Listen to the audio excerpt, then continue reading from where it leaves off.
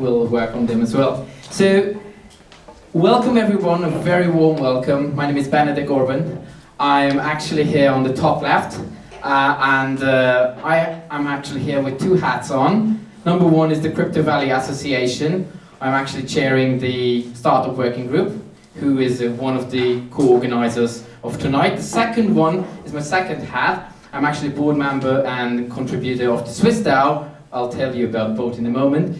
And they're the other co-organizers. So I'm actually embodying two in one. It's like pretty cheap. So let me start straight away introducing very little the two entities to you who are actually made this opportunity available tonight to have this insightful event. So the Crypto Valley Association, who are we? Founded in 2017, the Crypto Valley Association is actually a non-profit, non-governmental organization seated in the Crypto Valley. What a wonder.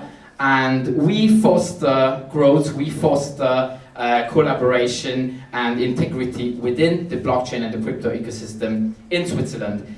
In our understanding, the Crypto Valley starts in Liechtenstein and ends in Geneva, actually, for you, like this way. So this is our understanding.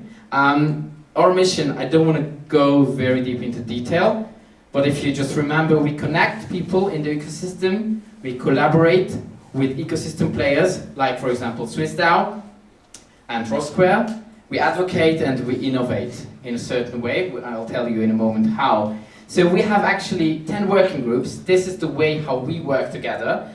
Very important, nobody is paid in neither of the working groups. Every work done is actually done voluntarily pro bono.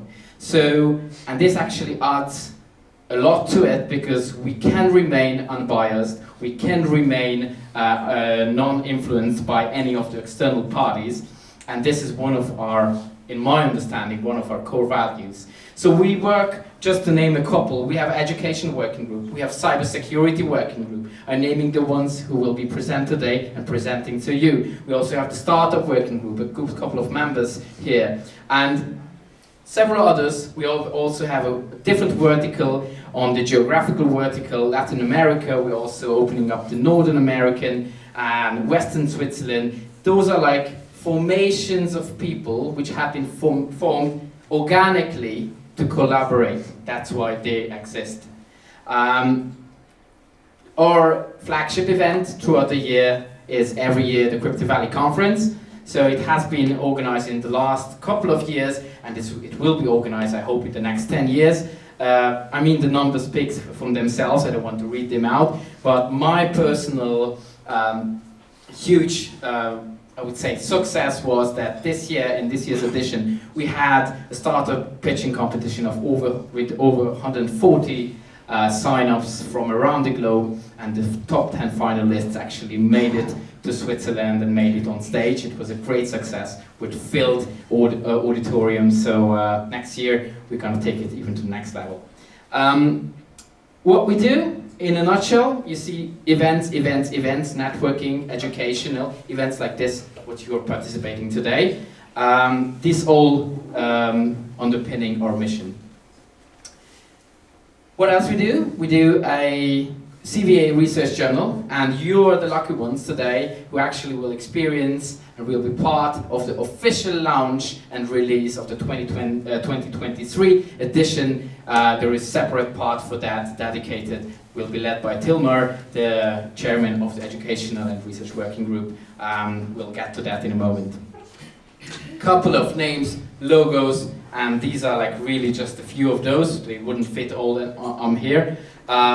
We really work, this is like just to prove we, as Crypto Valley Association, we really work within the ecosystem, we're integral part of it. Numbers, I think they do speak for themselves. I'm very proud of the startups. We are actually nearing this year, this is a bit old, a couple of months ago, we're nearing to 200 startups in our ecosystem, and this is I'm very proud of as the startup working group lead. So I don't want to bore you with membership fees, so let's move on. If you are interested, look us up. We are all around on socials and on our homepage. And as like today, we are very open to collaborate, events, and anything else. So this event wouldn't happen, and here I want to stop for a moment, without TrustSquare. TrustSquare is actually not just the home of swissDAO, which I'll be talking in a moment, but also the home of many, many innovative projects throughout this ecosystem. So if we could give a big round of applause to TrustSquare for providing us this amazing location. Thank you very much.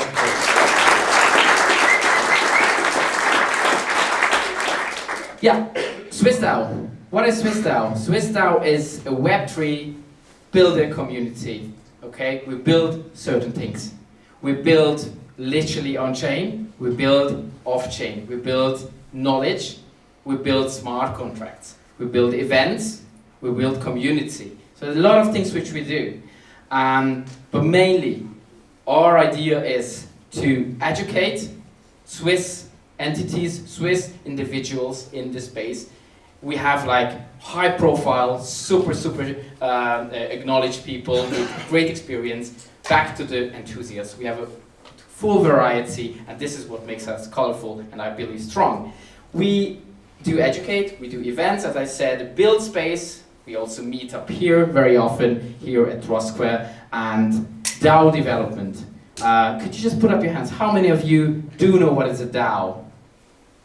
Wow, okay. We feel home. Good. So, what we did in the past. So we meetups, hackathons, ideathons, just to name a couple. We did the Solana Ecosystem Day, the biggest Solana event so far here in Switzerland. We had hackathons, the first modular blockchain hackathon, Gelato Network, ideathon. We work with the graph, so we have a footprint in there. We've been founded a year before, so in the end of 2022, and we are growing steadily, and very happy to see new joiners as well. We are fully decentralized, and we are aiming to be totally decentralized, also governed, so smart contract governed. In contrary to the Crypto Valley Association, we work like DAOs, we work in guilds, okay? And also what is pretty common in the two, we all work pro bono under a legal wrapper of an association information currently. So this is swissDAO, and this is our home as swissDAO. I'm use both of my hats now, and I just stop here, and we'll talk about just very shortly what we're gonna hear today. So we're gonna have like one intro talk by Patrick. He'll be introducing himself. Then we'll have 3 expert talks and then a panel. The stage is already set, and then we will have the official release of the Crypto Valley Association Research Journal. This is what we have in pack for you, and I wish you an amazing time, and after that, of course, very happy to host you with sandwiches, with drinks, and we hope it's worth that you made it today. Thank you very much for coming, and enjoy the day.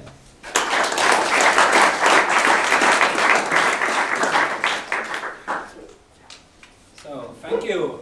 Also thank you from my side. Oh, okay. Thank you also from my side for being able here and that so many have joined. I'm Patrick Schramberg.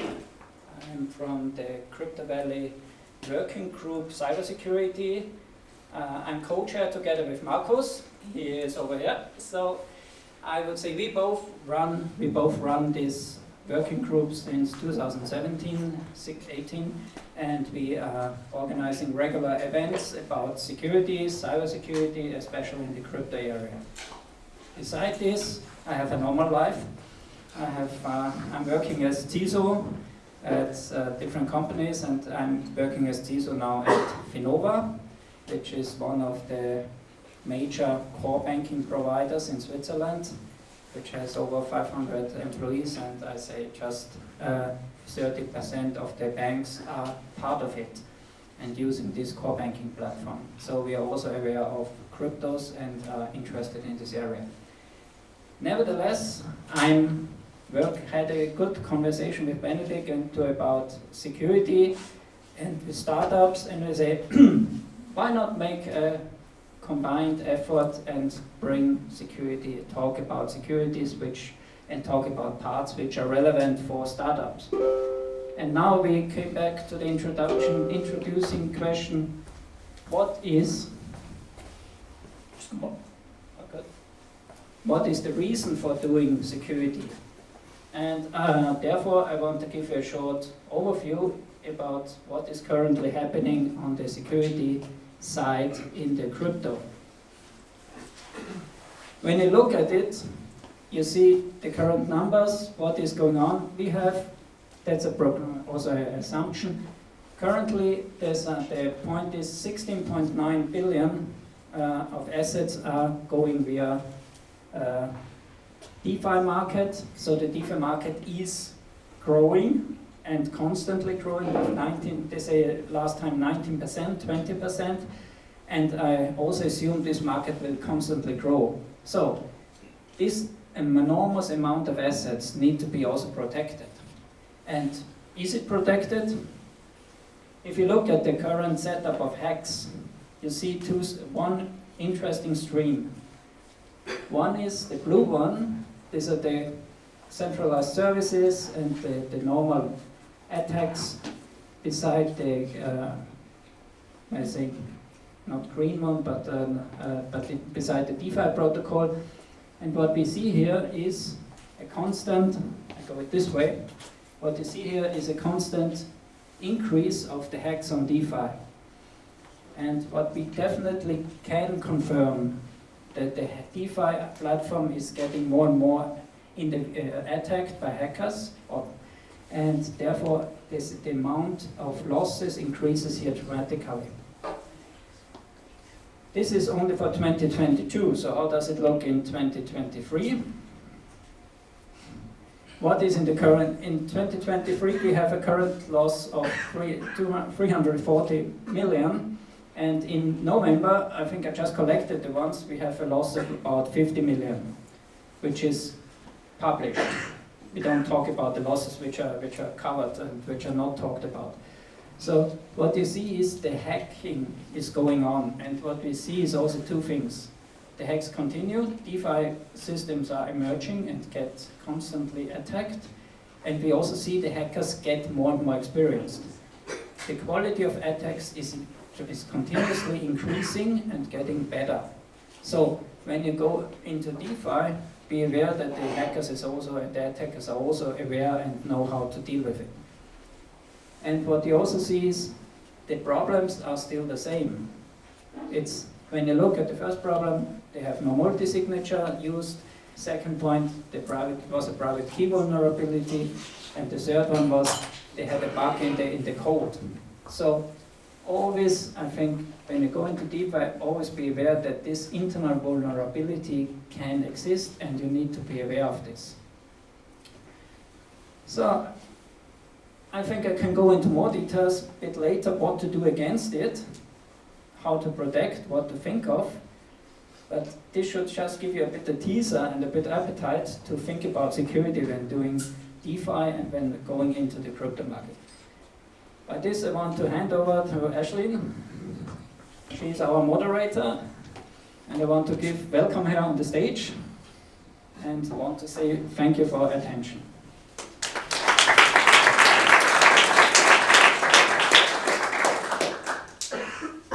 Thanks a lot for giving us a bit of an overview before we get started with the expert talks this evening. So my name is Aisling. I'm a researcher at Dfinity. I have a PhD in cryptography, and I was the cybersecurity expert in the payments industry before leaving it and running over to the crypto side.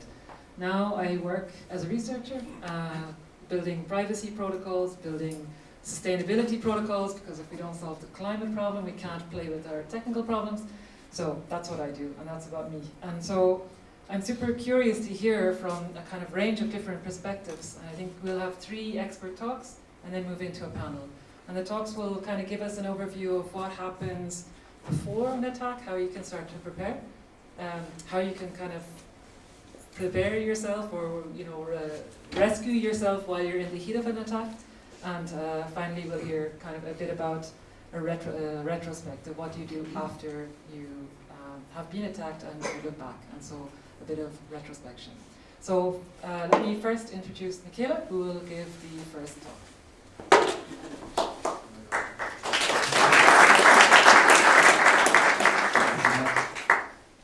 Where's the slide? Let me actually start the timer because otherwise I'll get lost with the time. Okay. So what I'm talking about today is what happens before the attack. So all the phase of the attack which happens before. So how an attacker thinks before actually starting an attack. So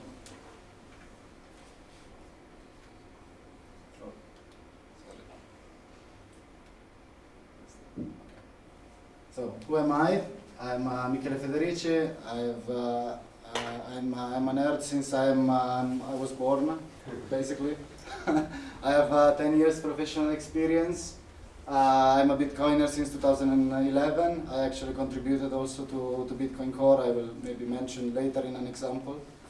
Currently, I'm the owner of Sig9, which is a consulting company, a cybersecurity consulting company, and the co-founder of Unicro, which is a decentralized escrow platform on Ethereum-based chain. Actually, the co-founder is here with us today, Thomas.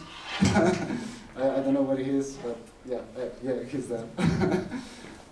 So I'm also contributing with other projects, which I would suggest you also to take a look. One is BAF Compliance, which is a crypto risk scoring company based in Dubai. So for the KYC AML part of it, of the business. Then Neptune Cash, which is a really interesting next-gen privacy coin, which is actually based in the Crypto Valley. It was in CV Labs. Now they have their own office, but they are still in Zug. NCMTA, which is proposing standards for smart contracts. Previously, I worked at Dialectic, which is a VC also in Zug, and before that I was the head of blockchain engineering at Seba Bank. So, what are the blockchain-specific challenges and best practices? I think. Of course, this is a kind of still after 10 years is still kind of a new environment. There are a lot of new concepts which are not doesn't belong to the general IT landscape, but they're kind of specific. So one of them is for sure like the key ceremony and management, which is critical, of course. Like how are you generating your keys? The way that you are structuring your process to generate the key in a way that the people generating it cannot steal it, in case you're working in a company, of course. Backup management, so for instance, having multiple backups in different geographical locations in case a disaster happens, which is something that people don't usually know. For example, there was a case in France some years ago when a data center was completely burned to the ground, and a lot of people had servers and backups in the same data center. So you realize that, you're fucked if something something like that. Key and signature verification, and this is what I was mentioning before. I always suggest to try the keys that you are generating. Actually, I mentioned before that I contributed to Bitcoin Core. I found a bug 3 years ago, I think, in Bitcoin Core in a multi-sig creation process. So with certain conditions where you were creating a multi-sig wallet, the address that you were receiving didn't make sense, wasn't generated correctly. So if people generated a multi-sig with that specific parameters, it was leading to nowhere. So if you were sending funds over, it would be completely lost. And then I would also suggest everyone to have break the glass protocols. So for instance, react quickly to events happening. So for in a smart contract example, for example, you could have a function to pause all the operations from the smart contract, or also on the infrastructure level, you could have this kind of procedures. And also access controls. A lot of people ask me, I have an HSM, am I secure? I mean, it depends how you are accessing those, how you are requesting those signatures. You can have 50,000 HSM, and there are some HSM that actually cost 50,000, but you have a fully automated signature request process, and that's the problem. You know, it's a centralized service which is requesting the signature from the HSM. So if that service is hacked, the HSM is completely worthless, because anyone the attacker can request whatever signature they have. And this is also quite, unfortunately, a common problem. And transaction simulation, because a lot of people don't think about it. I think it's a very underrated topic in crypto.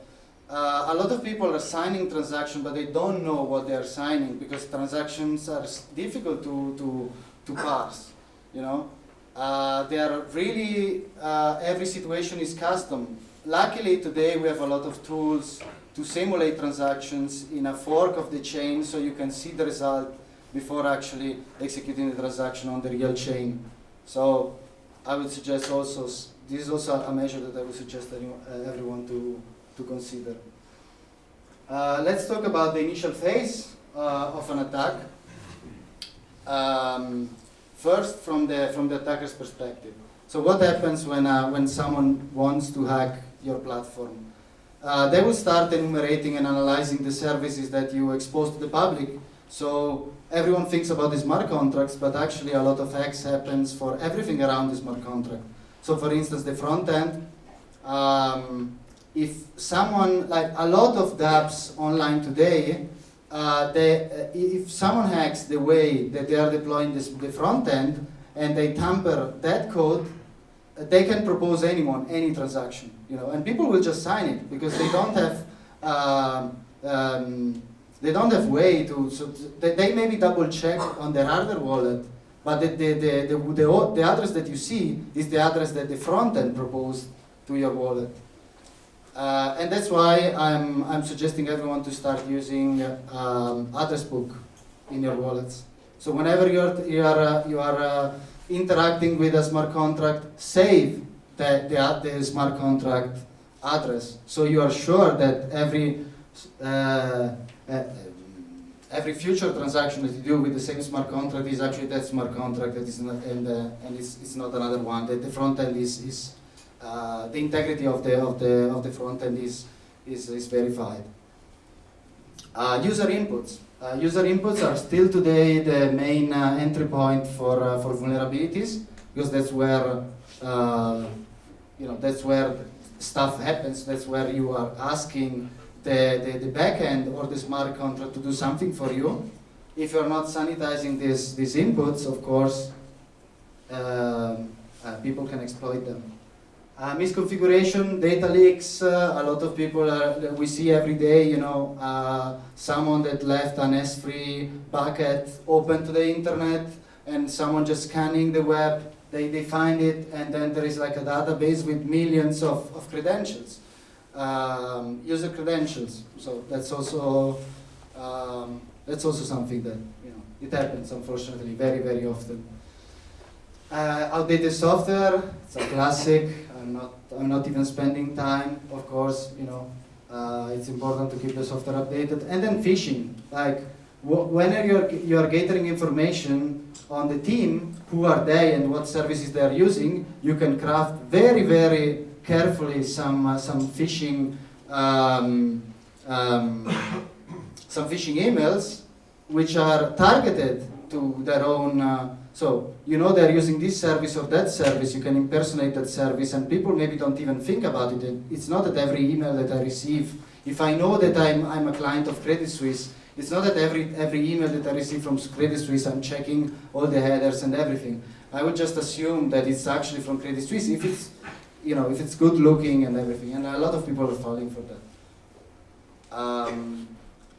Let's see on the blue team's perspective. So on the blue team perspective, what we can do as a threat intelligence, let's say, what we can do to protect ourselves. On the blockchain side, I would say it's monitoring what's happening on the blockchain itself. So for instance, like on the mempool, you could potentially front run an attack against you if you see that happening in the mempool before it's actually confirmed in a block. It's not easy, I know, and it's not applicable to every case, but it's something to keep in mind. And also, for instance, monitoring liquidity pools. For example, if you have an app that it's doing a lot of automated swaps on, I don't know, Uniswap or whatever protocol, you could monitor the liquidity in the pools that you're using. If you see that from one moment to another there is like a drop 50% in the liquidity, then probably something is not right. And this stuff is something that can trigger your break the glass procedure, which I was mentioning before, the emergency stop mechanism that you can have, either in your smart contract or also in your backend, depending on the cases. And then, of course, infrastructure monitoring. You should gather and analyze all your logs, ideally together, so you can have like an overall look of what's happening in your system. And then, of course, as I mentioned before, security updates and behavior analysis. So a lot of people are not thinking about, for example, denial of service attacks, which are important in the end, because if your app is down for 3 days until you manage to push an update to mitigate a specific denial of service attack, then your reputation is impacted. So is impacted. So it's also something that you should think about. Integrity checks depends on the case, of course, and also on the operation. I was mentioning before address books. So I think it's really important thing that almost nobody's doing that, and transaction parsing and simulation. Transaction parsing is complicated, but transaction simulation, we have a very good system for doing that today. So I would suggest everyone to integrate that in your workflow. Yeah, that's it. I was a little faster than expected, but any question? Feel free to, or otherwise, as I wrote, like you can scan the code. It will bring to my website. You can connect with me. There is also every contact.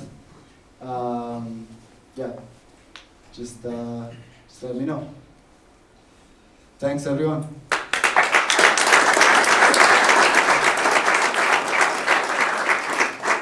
Maybe I can give one question. So your simple answer from the hacker's perspective is just use the tools that are already there? No, not really. I mean, use address books, use this, there are simple things. So I think the point is, this was a 50 minutes presentation. So I think each one of the points that I talked about, we could talk about for hours, since I was told that maybe the audience wasn't like super technical, I tried to stay, but I'm happy to continue the discussion later. And also I think I tried to mention something that, of course, it's trivial, I would say, but it's something that I see every day. I'm working this. I see every day people are not doing. Even people that are in this ecosystem for 10 years, they are still not doing it. So, that's. Are you doing it? With my own addresses, but yeah, now that you mention it, maybe not enough. Thanks very much.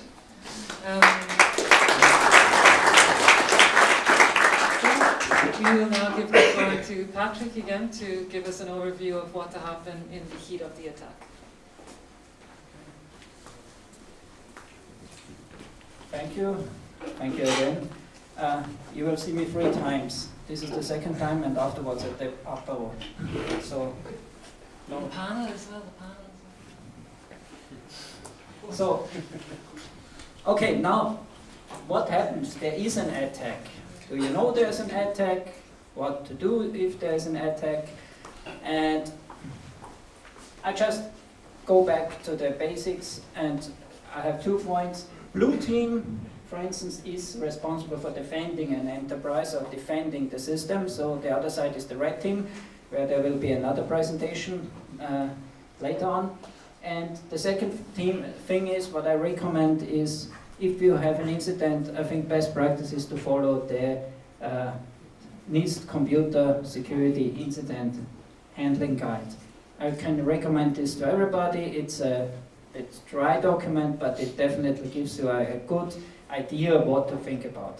Now, for crypto, it's different, because you cannot easily stop it. Because, for instance, if the hacker has the keys, you have a problem, because he can sign the transaction on his own, for instance, or he can do different things on his own where you are very time limited. So, first thing, when you do preparation, also think about detection and analysis. Very important.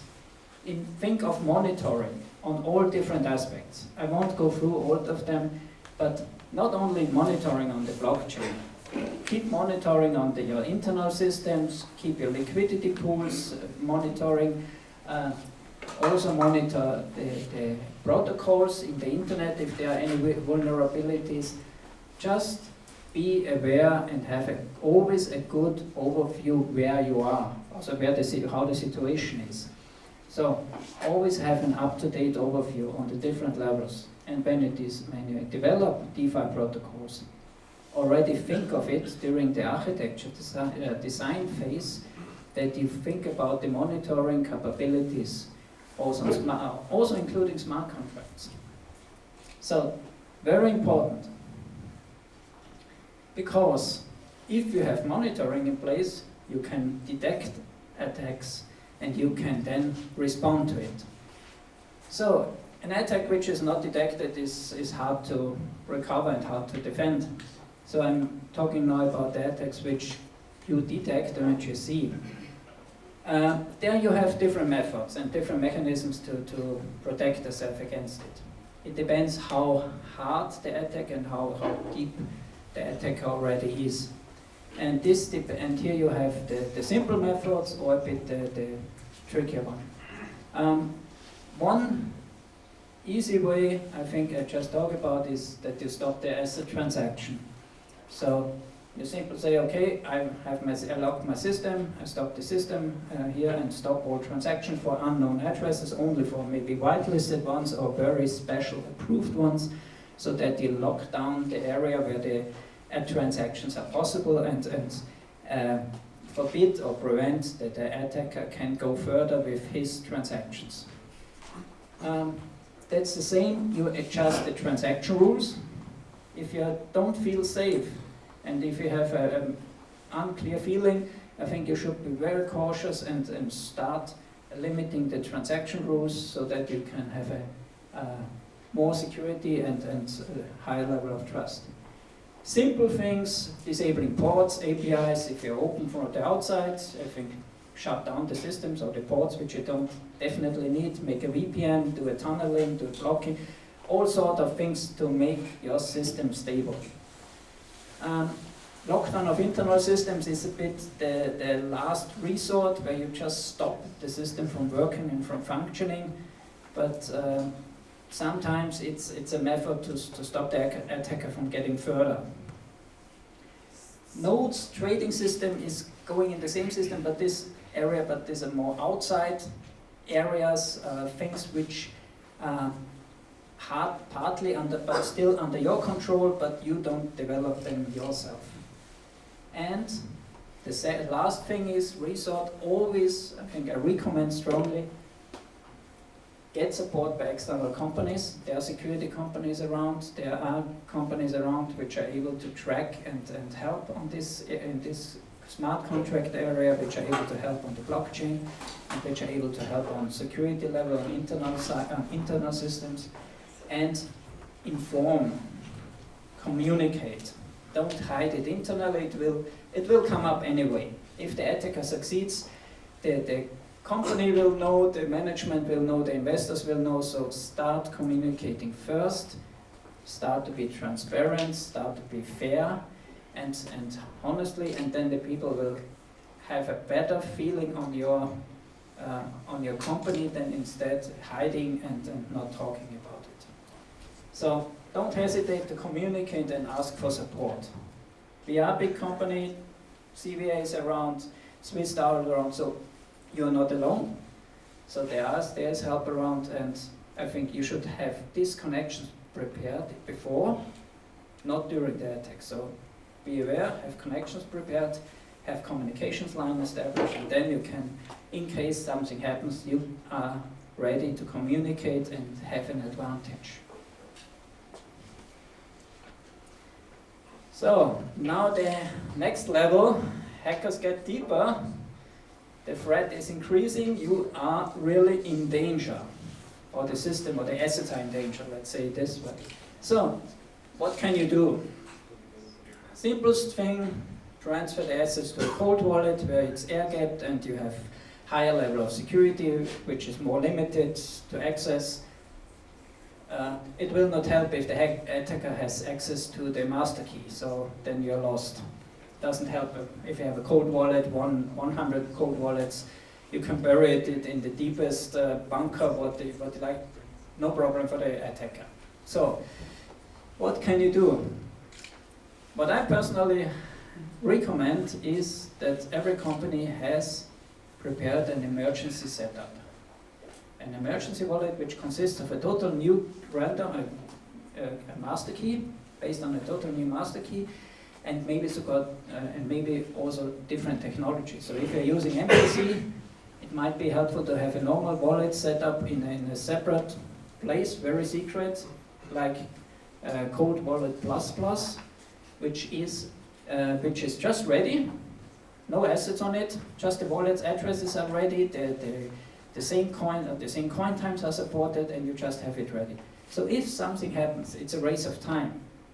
So what helps is if you can transfer the assets from your existing wallets to these emergency wallets, then they are off-chain. Or not off-chain, they are off the master keys area. And this helps you to get the asset secured and saved. So I recommend this. Another method is exchanging the assets. It's complicated, it takes time, you need to have an exchanger, you have losses, because if you have a high amount of assets and you want to sell 3 billions on the market, you won't easily find a counterparty. So this will get problematic. Small amounts you can exchange. If you have a deposit at the exchanger, you can easily swap them or transfer the risk to the exchanger. Then he is responsible for the security. That's also more.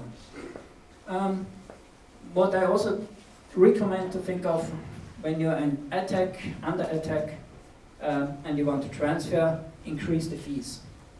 If you have a proof of work coin in use and you have higher fees, then your transaction gets executed before the other transaction. It gets higher rated by selected by the miner.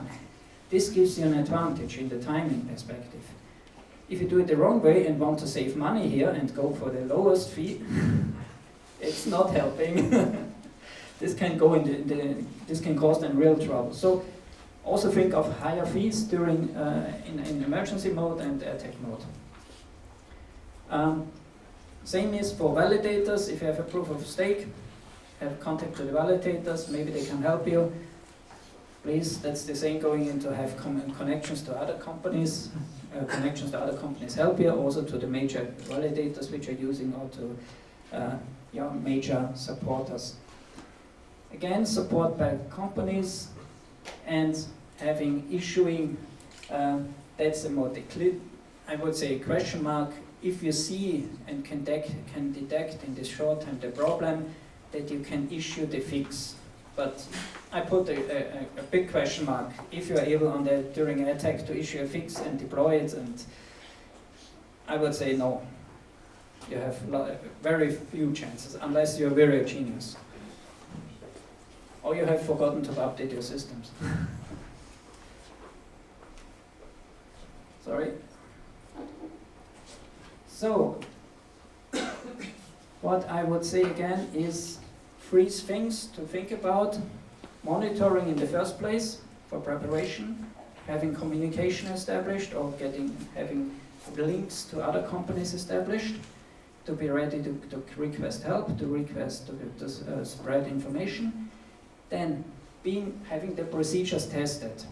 I would test an emergency procedure before I run into it in an attack, because then I have no time for testing. I need to get it done. I need to get it fast, and I need to know what to do. So exactly test it, be prepared. Also transfer to cold wallets. That's more or less easy. That's what you do regularly. And the second thing is also having other processes tested. I call it business continuity testing, and so having ready about this. So I'm put a lot of things on you. I see you. I just want to show you have a lot of opportunities. So to think about when you do development and you get into the crypto area. I just want to shortly conclude with my study, with my overview here. I'm not, as you see here, more than 15 years in the information security area, so I have always seen the same problems. Incident management, business continuity is an ongoing topic, and especially in crypto, because here you have a time factor which comes into play. And since all my time I'm working into the blockchain technology, I still see that the people are struggling with security, so I recommend think about it. It's very important and can save a lot of assets and a lot of nerves on your side. So I would say thank you. And also if there are questions, I think we can start now and maybe have time afterwards at the upper room.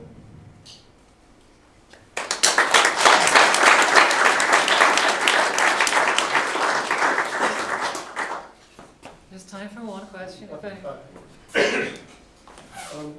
Can you name what type of companies you would get involved for incident management? You said to involve them beforehand, because obviously when there's an incident you don't want to start calling people randomly. So just can you describe what sort of tiers perhaps of incident management companies there are? I can just, I know some companies which are specialized in smart contract evaluation, but I need to pull out the names. You can ask later, but what I also know is for blockchain, I know companies which are specialized in analysis. Chain analysis is especially a company here doing work on it. And I must say there are other companies coming up as smart contract and the normal computer system checks, penetration checks company which are around. So yeah, you have a bunch of variety. Yeah, but neither of them do incident management, do they? I mean, chain analysis is audits your contracts for vulnerabilities, and penetration test companies. It's good to do a penetration test beforehand, but if a different type, for example, a web attack or something happens and they have a 0-day vulnerability, you want to call somebody to advise you how to stop it, like you say, if you don't have enough specialists, that's what I meant. Yes, and you need then instant help. Yeah. Exactly, and this is, I know they are also partly offering this. I need myself also take a look who one is helping here. I cannot fully answer the question now for who is doing incident management, but they are around. Maybe a topic for a next security meeting in the cybersecurity working space. Thank you very much. I think we should move on. Maybe if we can. One time while us or afterwards? Maybe after, if it's okay. Okay. So, thank you. Thanks very much. And yeah, we can have a further conversation afterwards. It's okay. But yeah, thanks very much. And I think, yeah, it would be difficult to find, maybe they exist, but you are one of the few people that I know that's kind of brave enough to take the responsibility to be a CISO in this world and deal with incidents of this type. But yeah, I hope to see more people like this in the future.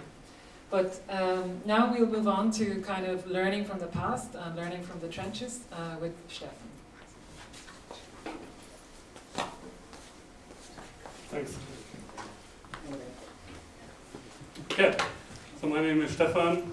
I'm from Veritic, company that I founded a few years ago. Maybe quickly about my background. So I have been in academia for quite some time, like 10 years, MIT, Harvard, ETH, and also have been at McKinsey, blockchain expert for Europe. And at some point I started Veritic to help everybody be safe in the space. So in some sense, we are one of the providers you can call not for incident management, but for prevention.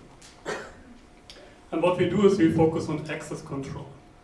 It's mainly for startups and also established enterprises in Web3 who want to secure their smart contracts, not only by auditing, but also across the entire security lifecycle of the smart contract. So when people think about security for smart contracts, it's always auditing. But nowadays, access control is getting more and more important, and I'll show you in a few seconds why. But access control is basically after you deploy the contract, once your code is on chain. And auditing is something you do before you deploy. So that's a key difference here. And access control is also one of the top 3 reasons for hacks, at least in the last 1.5 years. We did an analysis of about 230 public hacks, and about 10% are due to access control, and many, many $1 billion were destroyed by that. And what exactly do I mean by access control? So if you look at the smart contract, it has essentially 3 components. One is here the data layer, where you store, for example, who owns which NFT, who owns how many assets that are staked or in a liquidity pool or whatever. Then you have public functions that you as a user can call. Every user of a blockchain can call them. There are no access restrictions to it. For example, if you want to transfer your funds between accounts within the smart contract, you can do it. Or if you want to transfer NFTs, usually you can just do it by calling the smart contract. But then there are like so-called administrator functions, which are restricted only to the administrator. So for example, to the project owner. And to give you some examples, so we have identified at least 150 important functions that only administrators or owners of the smart contract can call that are really critical. And the question is, what happens if like a hacker accesses them? That's not good, right? And to give you some examples, for example, pausing a smart contract. It's getting more and more common that contracts are pausable. Actually, new regulation coming next year is even requiring that of a large fraction of smart contracts. And if you pause a contract, basically nobody can trade anymore. Yeah, any asset that is locked in the contract. Then of course you can unpause it. I mean, the pause function is usually there in case of an attack, so you can pause the contract, get your stuff right, and then unpause it again. But what if during the attack, when the hacker is unpausing the contract? That's also not good, right? Upgrading contracts. So more and more contracts are upgradable these days. And by upgradable, you can actually replace the entire code of the contract. Every single function. And that's of course a huge vulnerability, but also at least considered by many people a huge advantage in the future. Or you can set the whitelist. Maybe you have heard, especially in the NFT space, there are whitelists where you need to get on in order to be one of the first who can mint NFTs. And a hacker could, of course, then access the whitelist and modify it as they wish. And even the payout address. So there has been a few cases where also DeFi protocols, they collected a lot of fees from the users, but then a hacker paid them out to themselves instead of to the project. So that's pretty bad for it. And one of the things that you need to be really aware of is upgradability, which, as you can see here, is raising pretty fast. So just a few years ago, there were hardly any contracts that were upgradable. So usually that works through a proxy contract where you actually change the underlying contract. And nowadays, we have about 5% of the newly deployed contracts are upgradable. And how, it's quite surprising how few security there is usually for protecting this administrator access for smart contracts. That's basically the key. The smart contract is a key digital asset of a Web3 company, right? If someone is getting access to it, not only the users are screwed, also the project is screwed usually. And we have done some analysis on chain, and only about 0.06% of smart contracts have proper on-chain access control, where you have like a multi-sig installed. Everybody else essentially has a single owner. And maybe they have like some HSM that has a multi-sig, but it's quite unlikely actually. And we have even seen examples where those developer keys were stored in exchanges, for example FTX. Was not great for the project in the end.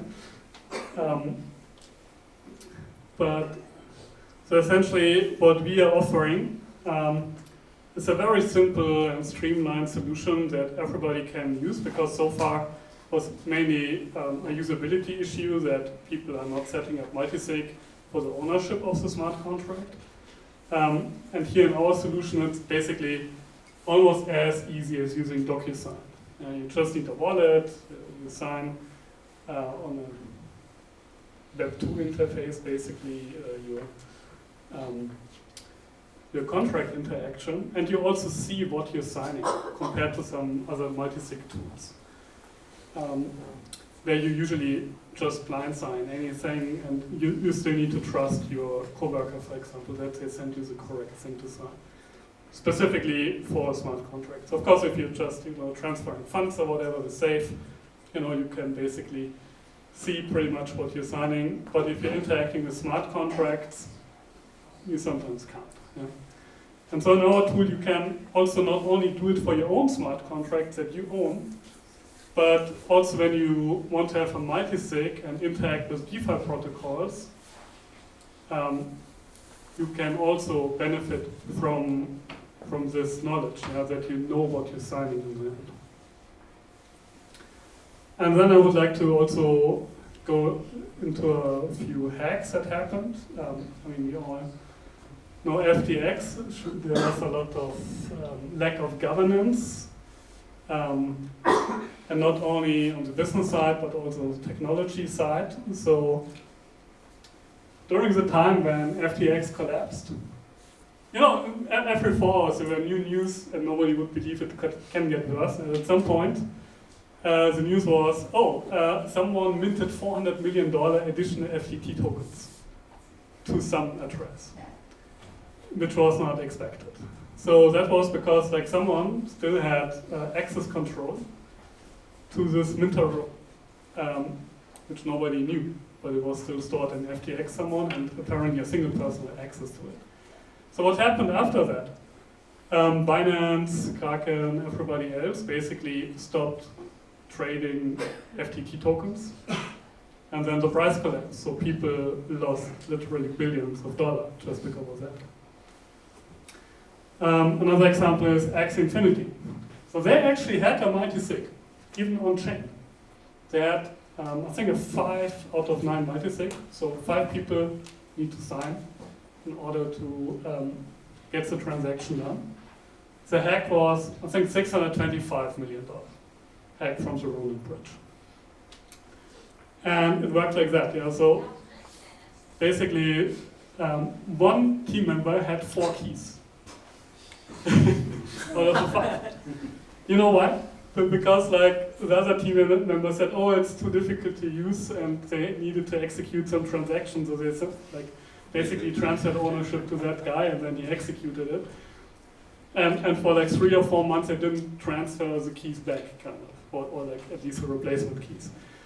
At least that's what I have heard in the news. And that's not a good setup, right? And then somehow they got hold of these 4 keys and then a 5th one. And one of the 2 ways they got hold of it was by, I think, contacting one of the team members on LinkedIn, offering them a job. And so classical phishing, you know, like I think they just opened a PDF and then keys were gone. 625 million were gone. So you not only need to have a multi-sig, but you need to be able to use it. Serum. Well, it's a DEX on Solana. So this is the project that had their private key stored with FTX. I mean, FTX was always very involved in the Solana ecosystem, and then when FTX collapsed, and FTX got also, you know, not only hacked, but also like those guys issued $400 million additional FTT tokens. Basically, the projects themselves said, "Oh shit, we are not secure anymore. These don't use us anymore. We need to redeploy." And it took, I think, like 1 year to fix all the stuff in the end. Harmony Bridge, also like 2 of the keys got hacked. They had a multi-sig. Anchor is a different story. So here they had, actually, it was an insider job apparently, where a team member left at some point, but had like some kind of little code snippets in the smart contract that whenever the contract is upgraded, basically the private key is released somehow. Yeah, I don't know exactly how that works, but apparently that's how it was. And so you also, of course, need to audit your smart contracts very thoroughly and ensure that nobody can get access even after they left. And especially if you have a multi-sig, you know, the very nice thing about it is that you can also replace the people who have access in the multi-sig. So basically you can disassociate previous addresses with your current project. Maybe one more thing to say. Interestingly, regulators also reacted very fast. So most of these things that are listed here happened last year.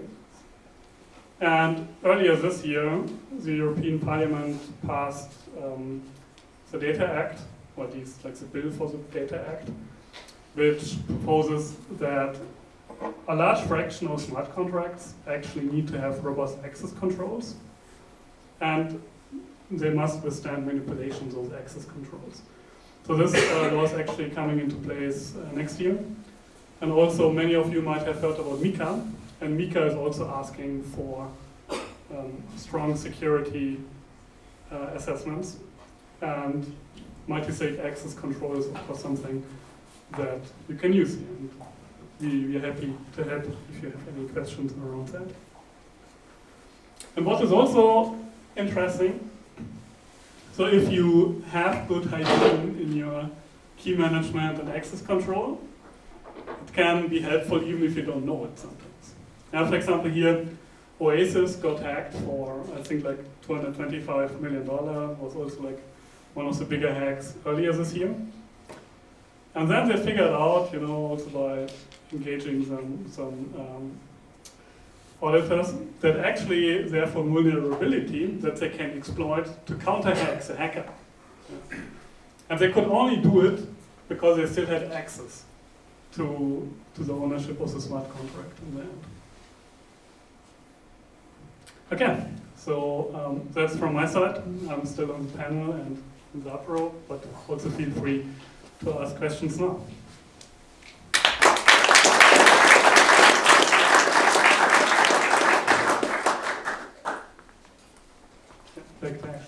Thanks very much. I've been warned to be very strict with time, so maybe we hold the questions for the apero, but be sure not to be shy and grab them, and if you're too shy to grab them, grab me and I'll grab them for you. But yeah, thanks very much for the nice talks. If I can invite the 3 of you up for the panel again, and if we can give them a round of applause, it would be great.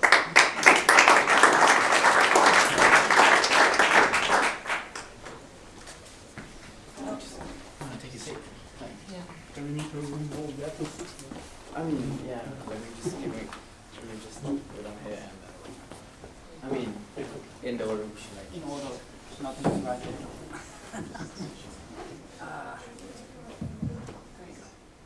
Thanks very much. Okay, I'll give you the mic first as you asked last.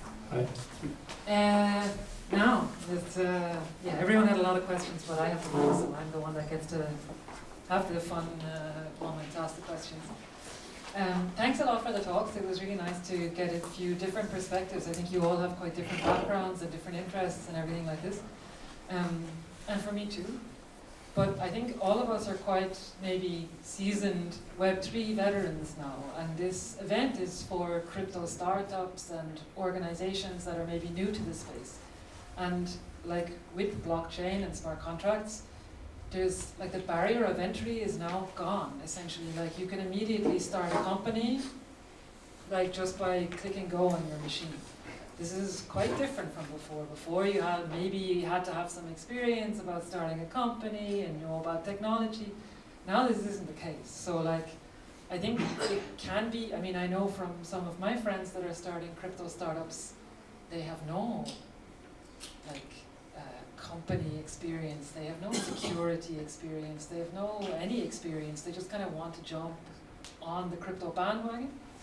And so to these kind of people, like what is the very first piece of security advice you would give? I mean, you see things like simple hacks or scams. So yeah, from each of your kind of different perspectives, what would you say to them? Maybe start with you. I mean, first thing, protect your keys. So it's not only projects lose money, but I once had a student who actually lost almost 10,000 Bitcoin. He got hacked. And then get training, you know, how to have secure procedures, like you also mentioned in your presentation. And just general awareness, you know, don't fall for phishing. It's a lot of basics from the Web 2 world still apply in Web 3, but the consequences are usually just much more severe. Okay, thank you. On top of it, I would say the same, the additional to having secure key generation and storage, also think of the architecture. If you design something, think of it that the system fails or system is not working as expected, or the hacker, an attacker has the possibility to exploit it, and think of it in a multi-dimension to try to combine different security mechanisms together to make it more robust.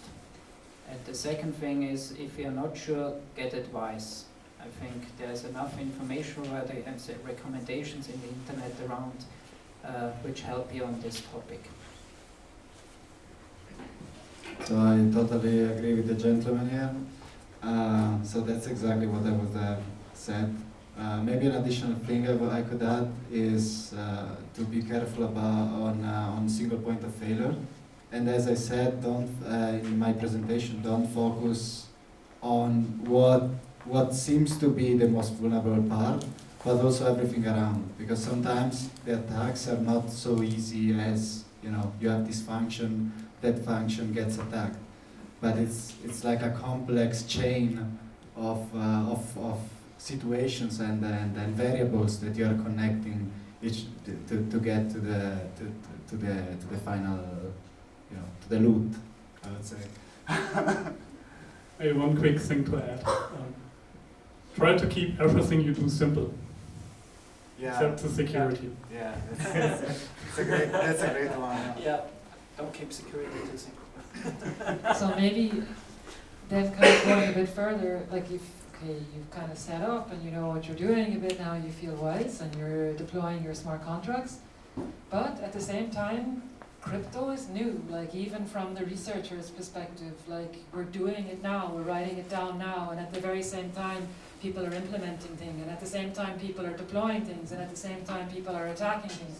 And this is all happening kind of at the same time, and it's very fast, and it's not at all stable, and it's not settled. And you see like a lot of, I mean, you have more experience than me, but from what I see, a lot of the hacks that happen, the kind of bad ones, the unpredictable ones, are ones where there's like a small detail in the back of the white paper that whoever was implementing maybe didn't see, or like you see, okay, you check for a signature, you try to verify a signature, and if it doesn't verify, you should abort, but then the actual smart contract just keeps going. And then these are the types of kind of small, unpredictable details. And it seems, to me, impossible for someone who's building a company or like a developer to kind of keep up with these things. So how do you basically, what is your advice for a developer who's building on quicksand, essentially? This is my question. Don't build on quicksand. So, I mean, try to use battle-tested existing infrastructure as much as possible. There are lots of smart contracts that have been around for some time, who have completed billions and billions of dollars of transactions. Even if you do like a tiny modification, there can be a bug. So even that should be audited if possible. It's expensive, but you're also speaking a lot of research, of course. So that's an additional very difficult point, because then usually systems are getting more complex. I just said before, keep it simple. And indeed, I mean, I have been in academia for more than 10 years. I have reviewed also more than 200 papers for academic conferences, and I even have like a consulting company called Max Flow Research, where I also help startups to understand research and exactly avoid those assumption mistakes and so on. And unfortunately, indeed, even in those peer-reviewed scientific articles, often there are bugs. It's not only the assumptions, but if you want to implement something from academia, you still should be able to fully understand it, and try to make sure that there are no bugs in it, which can be, of course, very difficult. Thank you. I think one part is, also there are several parts clear. One is keep it simple. Then another thing is learn from the others. Think, look what others are doing, where others are failing, learn from it. And the third thing is be aware that you always have bugs in it. So if you're in this fast-paced area working, there are errors. So have a plan B. Think that the system fails and what you do and what you have built in to make sure that it still continues or survives.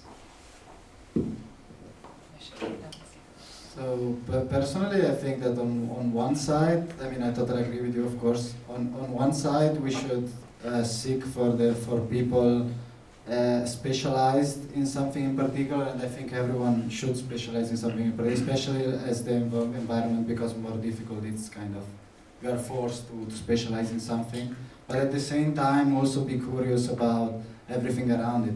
Because I see a trend today, a lot of people are extremely specialized. Maybe they have 10 years work experience, but they only did one thing, like as an assembly line, you know, and they have no idea of everything that happens on different abstraction layers. So they have no idea of, they are introducing maybe a lot of security holes, and they don't even know. Like, you know, maybe a person doing front end that has no idea on how a back end works, or like a person doing smart contract, you know, anything else, you know, these kind of things. So that's my point of view on that. Okay, I really feel like I should be taking notes now, because they're very nice responses. But now, I mean, pushing it even further, you talk about multi-sig and like all sorts of, you know, on-chain governance, things like that. Right now, the majority of smart contracts are deployed by one person, and the execution is decentralized. But I think there's a growing trend in that the governance and the management and the development and everything around the smart contracts is decentralized. And I think all of you touched on points about, you know, how to react quickly. And I mean, when things become decentralized, or when you have to coordinate with multiple people, this is hard. And like, it seems slower, and it seems more technically complicated, and it seems like people don't want to use that. So what kind of bugs do you see being introduced there, and what would be your advice to mitigate them? Good question. So, I mean, ideally, if you want to decentralize governance, it's not only having a multisig, but like a DAO who's owning the smart contract, for example. But we already see all the governance issues with DAOs themselves, and there's also a lot of research going on around that. So maybe we find a solution soon around how to incentivize DAO members to actually participate, but still, to react fast in incidents, that's always really difficult. I don't have a good answer for that at the moment. Work in progress. Yes, as you said, this is really challenging. A fast environment, total new technology, out from the scratch with a minimum amount of people in a hurry. Yeah, that's exactly what security is not. So therefore, I say, yes, it's tricky. You should always have an overview what you do. You should have a plan B. And in this context, I would start thinking about that bug bounty program might be helpful. That you start attracting people for money, that they check your system if it's really fail-proof and safe enough. So this is my, I think, best recommendation I have now. So I would say my recommendation is, I mean, it's not really a recommendation. I would just say that decentralization, I think, works on different layers. It's not necessarily like what happens on the blockchain that is like a decentralized system, but it's also how you are managing things. So talking about, for example, access controls, it doesn't need to be on-chain. It could be kind of a decentralized access control, also off-chain. It could be, for example, a centralized manager for like a centralized service that is checking signature for executing, for example, stuff on an HSM, but is checking signatures for multiple people. For example, from YubiKeys, like how some custodians are doing. Like I know Taurus is doing something similar. So it's not a multi-sig on chain, but it's still a system that is checking cryptographic signature in a multi-sig fashion. So this, I think, could increase a lot the security on that aspect, even if it's not the solution to everything. But I would just try to abstract and work on the different layers. This is a very nice response, and it leads me to one last point. I mean, we talked a lot about attacks and mitigations and all sorts of kind of bad stuff, money being stolen and fraudsters. What's your one kind of, what's the hope for the future of security in Web3? That we can build better UX, that people understand what they're signing, and also get the security awareness. Yeah, totally agree with you. Yeah, that's the only way we can achieve security, by making people understand what they're doing in a very easy way. This would be perfect world, so I would love it. I would also expect that it gets more standardized and there's standard security functionalities built in. I think so we don't have to think about these old existing problems like buffer overflow and weak crypto key generators and so on, so that it gets more solid from the bottom up, and so we can rely on it and use it securely. So if you want to be sure that something is secure enough and it's dump-proof enough, just make your operator super drunk. I'm just joking, but I think I'm not joking actually. I think systems should be really dump-proof, because if they are dump-proof, then it means they are simple and people can make less errors. That's my. Very nice. Well, I think we are at time for the panel. If you would give a round of applause again, thank you very much for the first part.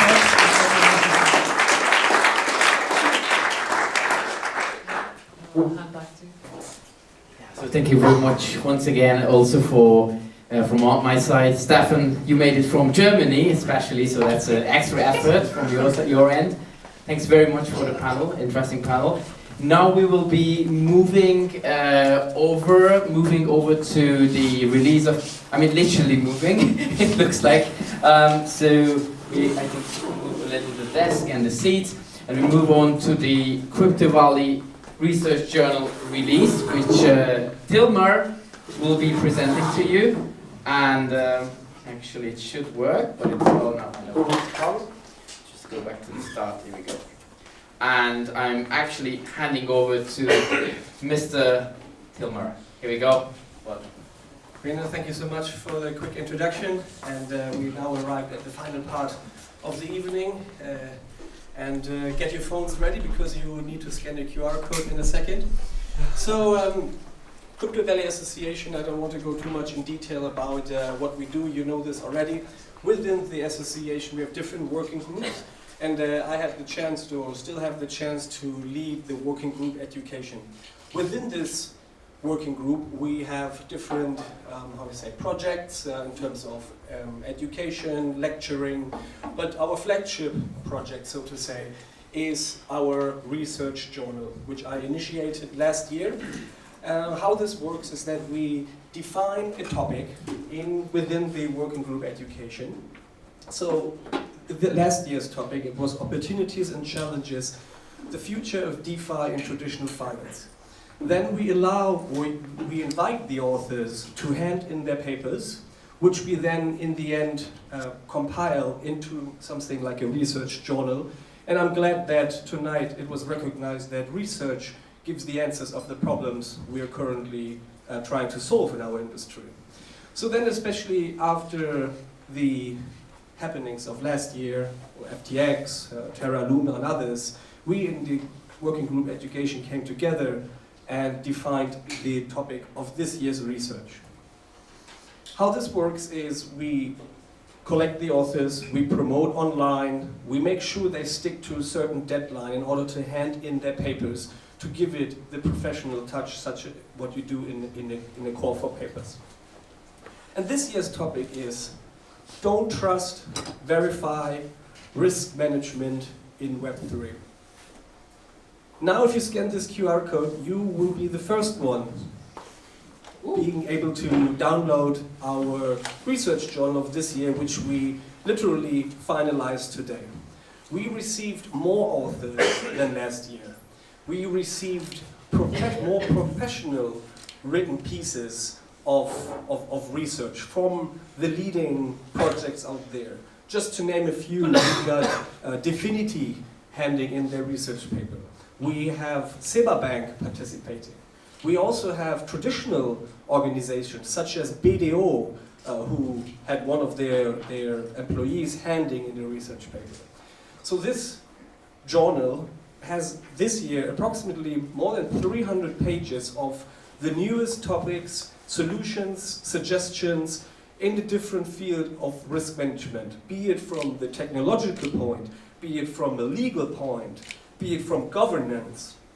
And on top of it, we also included one chapter of designated interviews with blockchain executives. And those interviewees, they are here tonight, and we do some sort of fireside chat. I prepared 4 questions. Every one of the experts is from a different part of Web3. Let it be payments, let it be custody, let it be digital exchange and others. And they will share their opinion according to the question which I prepared. So please, the interviews, I think you know who they are. Please come on stage, and then we start the little fireside chat.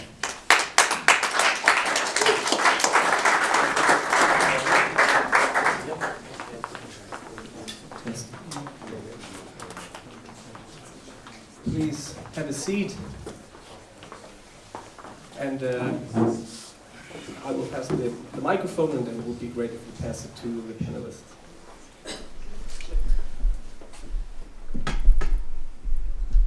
So, since everyone is from a different industry, the first question, of course, I prepared is, can you provide a brief overview of your professional background and experience in your industry?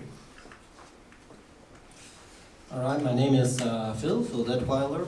I've been in the traditional TradFi financial industry, I would say, for like 20 years plus. 6 to 8 years in crypto in the last couple of years. And I would say that was a very interesting journey, seeing what happened in our industry. And I'm certainly thrilled to continue being part of this industry that is in so much disruption. Good evening, everyone. My name is Paolo Guarnerio. I actually started quite early working in the crypto industry. I work for Shapeshift, one of the first crypto exchange. Then I've moved, one supporter. I moved to Seba Bank, where I've been working 4 years, responsible for digital custody. And at the moment, I'm working for SDX Web3, responsible for business development. Hello, good evening, everyone. My name is Christian Ribeiro. I'm working in the cross-border payment industry since 2004. Well, we have a lot of experience in local payment methods for Latin America, and at the moment, we are using blockchain technology for settlements to help some international merchants in our company called Sul Payments. But I'm working in this industry, local payment methods in Brazil and Latin America. Thank you. Hi everyone, my name is Marcos Benitez. I started in, I would say, well, finance in 2009 in Forex. So actually what then became to be part of the Swissquote group. Then I moved to Switzerland, where I moved to the more TradFi side with Morgan Stanley, UBS, PwC. And I joined the crypto space in 2017 from the community side, community building, with the guys from Crypto Warsaw. Then I was hired by Gazprom Bank Switzerland, where we set the first, I would say, sizable bank in-house crypto project. And well, you know the rest after you know what happened with the war. And then I moved to Copper, where I'm business development director since almost 3 years. So we are taking care of institutional clients on the custody side, and then well, we will speak a little bit more later. Thank you. Thank you everyone for the kind introduction. So what I think is quite interesting here, so we have within Web3 4 different, let's say, niches. Each of them has their own problems, solutions, risks. And I think having them in one room and now sharing this is what this research chapter in the journal really makes it so fruitful. So then, to the next question. What do you see as the most significant development and trends in the blockchain industry in the past year, and how have these impacted your specific field? Yes, we're all aware that the industry is super fast-paced. There are so many different developments, and you could basically just pick 1 or 2 of those. And in my opinion, certainly a regulation is one thing that is developing for the good, I would say. We have more clear guidance. There is a lot of other topics going on, like DeFi, that is certainly on the rise. I would say Metaverse is a little bit a bumpy ride. But for me personally, what I do think is most interesting is the developments in the layer 2 developments, where we see from optimistic roll-ups that are being taken by storm, from zero knowledge proofs that be it from start to snark, that are really adding value to the possibilities we see in the industry. I fully agree with Philip. I think also what I see coming from SDX is that we started this industry basically where only nerds and individuals were interested. Now we see also like big institutional started to play a role, started to be interested. I mean, I'm working for SDX, which is part of SIX. It's one of the biggest financial market infrastructure in Europe. We see also in the US big players like BlackRock, entering the space. So this is definitely something interesting to look at. Well, I think in our industry, for sure, I can answer this question saying instant payment methods. This is what is changing our industry at the moment. We can see from Brazil, like there is a project there from the Brazilian Central Bank called PIX, And this is huge at the moment. We have a big part of the population already using this. And with blockchain technology, what happened at the end of the day is that you can use this kind of technology around the world. So I think instant payment methods and settlements for international merchants are the key change that we are seeing in this industry at the moment, right? Thank you. Well, most probably I'm biased by my work within Copper. I would say that is the off-exchange settlement solution. We are developing since 3 years, but other players are also together with us in this effort. What we see is like the clients, especially institutional clients, are not comfortable anymore depositing their assets on different crypto centralized exchanges, and that I think is good, is positive for the ecosystem. We are going a bit more towards what we see in the TradFi space, where there is a segregation of duties. I think that's very key. Also, we are the first one to offer multi-custodian solution, meaning like, for example, clients from other providers like Bitco and Comaino will be very soon able to also take advantage of that. I think this shows the maturity and the goodwill of different players to not only look for their own, let's say, their own part, their farm, but also to grow the pie together.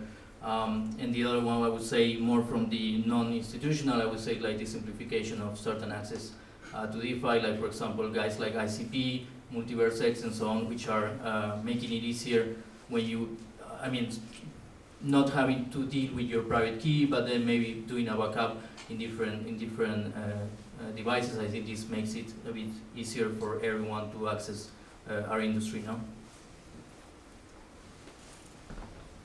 We're moving along, and you can see that every industry has their own things to deal with. I hope this comes across with this panel. Not the last questions almost, but what are your thoughts on the current state of risk management practices in Web3? I think we heard it during the evening so far, particularly on the technical side. There are a lot of issues still to solve. That is one thing. But then on the other side, listening to the evening so far, I would a little bit conclude so far that two things. Even though you can't use everything standard processes, still in Web3 I do believe risk management is not that fundamentally different from any other industry. You basically need to monitor, you need to analyze, and then you need to act or rectify. I think this is point number one we probably took away from the evening so far. And I just realized the second point is probably that we all need to be aware that in security, common sense is often not as common as you might think. So it's oftentimes just the simple things that increase security massively. So in that sense, I still believe we need to improve. There are multiple possibilities. I would say standardized procedures is something important. You need to foster in your company education, and collaboration is the other very important thing, in my opinion, that you can share your experience, that as an industry we can move forward together. Yeah, I think in line on what Phil said, I think it's true there are some unique aspects of this industry which are just, I think we are out of battery. Okay. Yeah, too much. But at the end of the day, yeah, I mean, there are certain aspects that we should probably learn from the traditional finance, because at the end of the day, if we want to run a business, it doesn't really matter if we are like handling crypto or traditional assets. We should follow these standards.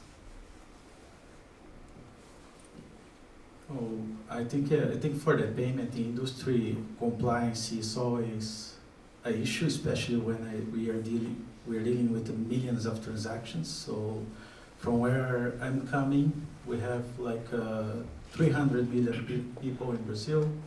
Also, if you like 40% of Latin America, and imagine to be compliant with all these people doing payments in real time, right? In terms of security, how you handle all this situation, how you handle all this information. So I think blockchain is the perfect technology for this, and this is what we are trying to do. Of course, there is a lot of work to do. It's not so easy, but it's exactly what we can use from this technology. I think this real-time confirmation, it's something that we can explore using blockchain. Well, I think not much to be said in addition, but yeah, we see. I mean, in the last 3 years, I see quite a shift from a time where maybe a traditional player will not even touch it with a pole of 4 meters, anything that is crypto related, to where we are now, where we see quite some maturity in the market. There is still a lot to be done. I think we have been kind of, we can say, flashing out the bad players for the last 2 years, and I think we are close to the let's say the moving from that page, just turning the page to another one. We definitely gonna see more traditional players setting up their own infrastructure, their own setup, their own market makers, their own exchanges. So maybe we will see, unfortunately, that some of the OGs will not be around anymore, which is, I mean, personally, coming from that, I would say myself, crypto native, is a bit painful to see, but I think it's needed, right? So same as with a startup, then when it matures, you need to change to other type of executive. I think we are going into that direction, but I think still we are probably another 18 months or so from that conclusion. And then you can keep the microphone. I will just speak a bit louder. So now that we heard about the specific risks of your industry, could you suggest one innovation or change to enhance risk management in your particular industry? That's rather a tough one, Tilmar. I was alluding to that already a little bit before. I think improvements would certainly be establishing certain standards. We need to work, as we heard it previously as well, on the UX, because simply UX might reduce vulnerabilities as well. And just as one little side petty project that seems to come up again in Switzerland, even though it was rejected from at the votes, is, for example, a EID that might make security a little bit easier. It might be a little bit more comfortable for the end user. Just as some ideas here. I think being a global industry standard is what we are missing, both in terms of regulatory standard, but also from a technology point of view. If we are working on a smart contract, we are assuming that this smart contract can be used by people from different jurisdictions. So it's important that we are aligned and having at least standard in terms of regulatory framework. So yes, I think user experience for sure, especially when it comes to the end user. In our industry, we are seeing a big growth for global companies that want to use crypto assets, for example, as to make their transactions fast, to use these rails, to get faster payments globally. So, but there is a lot of things to do in terms of user experience, because for companies, like we talk about a lot here, about multi-sign, about different things that you can do to provide security for your transactions, but it's not so easy to explain this to the end user. So when we talk about a normal person that lives here in north of Brazil, how we explain this to him? So I'm sure it's much better, but the thing is how we make it safer for everyone to be able to use in the future. Yeah, I agree with everyone. I mean, I think standardization is one of the biggest lackings of the industry. It takes time, so we saw it, especially from the custody side.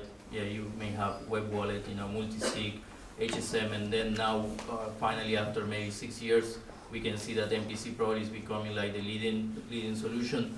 But I agree with you. I mean, I think even when you talk with people in the space that have been around for a couple of years, it's very difficult to come to the same terms and discuss about specific topics with the same understanding. No? I think we have, that's the beauty of the industry. We have people from many angles coming from many different industries, from technology and finance, but it's very hard to talk to people and explain from, like, let's say an average or a median level where everyone can understand you.